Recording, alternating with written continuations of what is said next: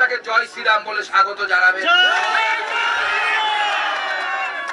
মমতা বন্দ্যোপাধ্যায় পশ্চিমবঙ্গের যেখানে যাবে সেখানে আমরা জয় শ্রীরাম বলব। উনি আবার লন্ডন গেছে, এখন ফিরেছেন, লন্ডন থেকে ফিরেছেন। লন্ডনে গিয়ে তো মান সম্মান ডুবিয়ে এলেন।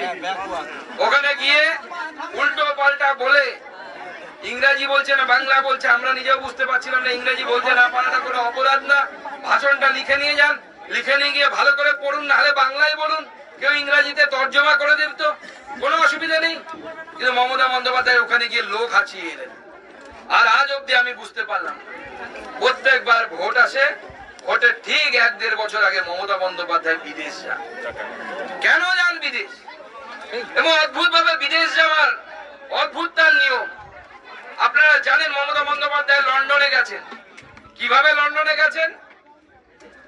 কলকাতা থেকে গেছেন দুবাই, দুবাই থেকে লন্ডন। অথচ মমতা বন্দ্যোপাধ্যায় কিন্তু কলকাতা থেকে দিল্লি যেতে পারতেন, দিল্লি থেকে সরাসরি ইংল্যান্ডের প্লেন আছে। মমতা বন্দ্যোপাধ্যায় কলকাতা থেকে মুম্বাই যেতে পারতেন, সরাসরি ইংল্যান্ডের প্লেন আছে, কিন্তু উনি যাননি।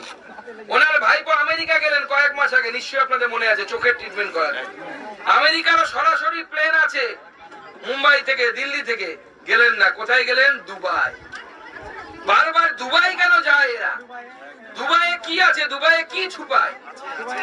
দুবাইয়ে কি লুকায়?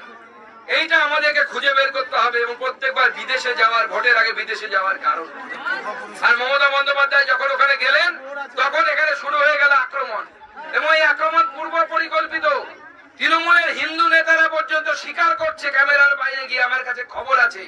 এমনকি পুলিশ প্রশাসনও বলছে এই আক্রমণ পূর্ব পরিকল্পিত। কেন?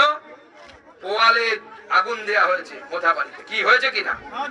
আগুন দেওয়ার জন্য হাতে এক জারিকেন ভর্তি ভর্তি পেট্রোল। আগে থেকে যদি প্ল্যান না থাকতো গোধরা হত্যাকাণ্ডের মতো, তাহলে জারিকেন ভর্তি পেট্রোল কোথা থেকে এলো? এই প্রশ্নটা পুলিশ প্রশাসনকে জবাব দিতে হবে। এসপির পদে বসে থাকা দিদির দলদাস, দিদির চটিচাটা পুলিশ অফিসারদেরকে জবাব দিতে হবে। আর রাজীব কুমার, আমি জানি কলকাতায় বসে উনি আমার ভাষণ এখন টিভিতে দেখছেন, তাকেও পরিষ্কার বলে দিতে চাই, বেশি দিন মুখ্যমন্ত্রী আপনাকে বাঁচাতে পারবে না।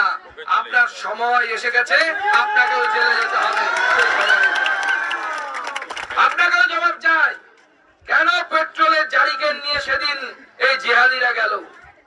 আর কেন পেট্রোলের জারিকেন নিয়ে সেদিন এই জিহাদিরা গেল?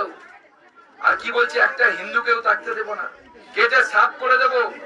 মুখে কি অকথ্য ভাষা, ভগবান রামচন্দ্র সম্বন্ধে এত বড় বড় কথা বলছে।